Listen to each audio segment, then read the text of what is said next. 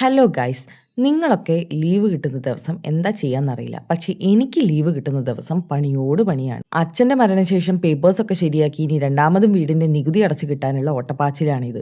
ഇപ്പം തന്നെ 3-4 തവണ ഞാൻ ഒരു പേപ്പർ ശരിയാക്കാൻ വേണ്ടി ഇന്ന് തന്നെ നടന്നു. അങ്ങനെ ഉച്ചയ്ക്ക് ശേഷമാണ് ഒന്ന് ഫ്രീ ആവാമെന്ന് വിചാരിച്ചത്. അപ്പം തന്നെ ഞാൻ വേഗം സാരിയൊക്കെ എടുത്തു 2 റീൽസൊക്കെ എടുത്തു.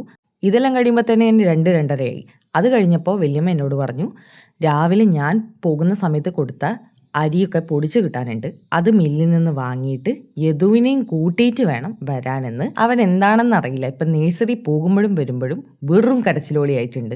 ഈ നേഴ്സറിയിലാണ് ഞാനും ഏട്ടനും പഠിച്ചത്. ഇനി ഞാൻ വോയിസ് ഇടുന്നില്ല കേട്ടോ, നിങ്ങൾ കേട്ട് നോക്ക്.